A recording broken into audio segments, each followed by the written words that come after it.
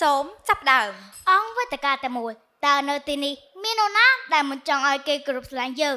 ខ្ញុំជឿថានរណាក៏ចង់ឲ្យគេគោរពស្រឡាញ់យើងដែរប្រសិនបើយើងប្រកាន់ភ្ជាប់នៅសិលធម៌សុជីវធម៌និងគុណធម៌ក្នុងជីវិតជាកិច្ចផ្ដើមនាងខ្ញុំសូមគោរពទៅដល់ប្រធានគណៈអធិបតីគណៈកម្មការនិងអង្គវេទិកាតែមួយជាទីគោរពជំរាបសួរនាងខ្ញុំមានឈ្មោះសឿនចិត្តរក្សារៀននៅថ្នាក់ទី3ក1នៃសាលា Belty អន្តរជាតិសាខាទី13រងវងមូកាមកោសិទ្ធិថ្ងៃនេះនាងខ្ញុំពិតជារីករាយខ្លាំងណាស់ដែលបានឡើងមកធ្វើការបកស្រាយទៅលើប្រធានបទមួយដែលបានចោទសួរថាតើសុជីវធម៌និងសេចក្តីថ្លៃថ្នូរមានសារៈប្រយោជន៍អ្វីខ្លះចំពោះជីវិតក៏ប៉ុន្តែមកនឹងឈានចូលទៅដល់ការបកស្រាយប្រធានបទខាងលើឲ្យកាន់តែស៊ីជម្រៅតាមលំដាប់លំដោយនាងខ្ញុំសូមលើកយកនៃពាក្យគន្លឹះមួយចំនួនយកមកធ្វើការពន្យល់ជាមុនសិន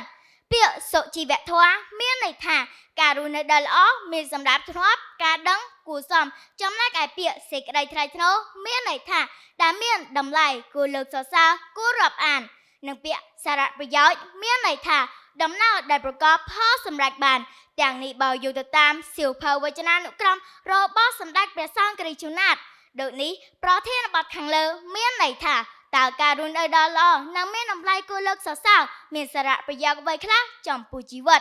បន្ទាប់ពីបានពន្យល់នៃប្រធានបទខាងលើរួចមកហើយអង្គវេទិកាតែមួយសូមអនុញ្ញាតឲ្យលោកនាងខ្ញុំចូលទៅដល់ការបកស្រាយប្រធានបទដូចតទៅអង្គវេទិកាតែមួយ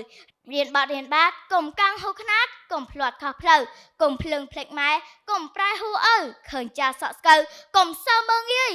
នេះគឺជាពាក្យអប់រំទូមានកិរិយាយុវជនខ្មែរនៅក្នុងច្បាប់ប្រោះរបស់បណ្ឌិតមឿនម៉ៃដែលបង្រៀនមនុស្សឲ្យចេះប្រកាន់ភ្ជាប់នៅសិលធម៌សុជីវធម៌និងគុណធម៌ក្នុងជីវិតនៅក្នុងថ្ងៃនេះនាងខ្ញុំសូមលើកយកល្អ3ដែលជាអត្ថប្រយោជន៍នៃសុជីវធម៌និងសេចក្តីថ្លៃថ្នូរ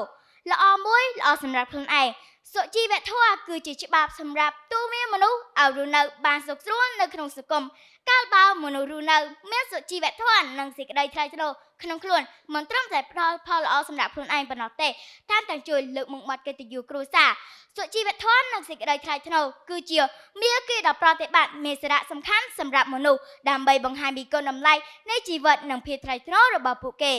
នៅពេលដែលយើងជួបចាស់ទុំយើងគប្បីត្រូវលើកដៃសំពះជម្រាបសួរលោកមុនមានរកពៀសំសួរនិងនិយាយស្ដីឲ្យពីដួលនោះយើងនឹងក្លាយទៅជាកុមារគំរូម្នាក់នៅក្នុងសង្គមគេគ្រប់គ្នាចូលចិត្តស្រឡាញ់យើងល្អពេកល្អសម្រាប់គ្រួសារជាការនៅពេលដែលយើងខ្លាចទៅជាក្មេងល្អមានសុជីវធម៌និងសេចក្តីថ្លៃថ្នូរក្នុងខ្លួនមិនត្រឹមតែផ្ដល់ផលល្អសម្រាប់ខ្លួនឯងប៉ុណ្ណោះទេថែមទាំងជួយលើកមុខមាត់កិត្តិយសគ្រួសារធ្វើឲ្យគេគោរពស្រឡាញ់គ្រួសាររបស់យើងកាន់តែច្រើនឪពុកម្ដាយសប្បាយចិត្តខ្លាចទៅជាកូនល្អក្នុងគ្រួសារជាក់ស្ដែងនៅពេលដែលមានភ្ញៀវមកលេងផ្ទះយើងគប្បីត្រូវគោរពជំរាបសួរត្រូវមានអេរយាប័តសមរម្យចំពោះភ្ញៀវនោះយើងនឹងទទួលបានការកោតសរសើរពេញចិត្តនិងបង្ហាញពីការអប់រំរបស់ឪពុកម្ដាយគ្រួសាររបស់យើងកាន់តែរីកចម្រើននិងមានមោទនភាព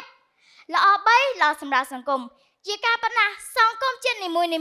អាចរីកចម្រើនបានដោយសារតែមាននៅធនធានមនុស្សដែលមានសិលធម៌សុជីវធម៌សមាធិភាពនិងមានលក្ខណៈជាពលរដ្ឋល្អជំរុញប្រទេសជាតិកាន់តែរុងរឿងព្រោះចំពោះមនុស្សដែលមាននៅសិលធម៌សុជីវធម៌និងគុណធម៌ពួកគេនឹងយល់ពីកលៈទេសៈមិនងាយបង្កចំនួនជាគ្រប់សិទ្ធឲ្យតម្លៃគ្នាទៅវិញទៅមកជាហេតុដែលធ្វើឲ្យការរស់នៅចោះសម្រងមានសន្តិភាពមានស្នាមញញឹមនិងមានការអភិវឌ្ឍសរុបសេចក្តីមកសុជីវធម៌និងសេចក្តីថ្លៃថ្នូរគឺពិតជាមានសារៈសំខាន់សម្រាប់មនុស្ស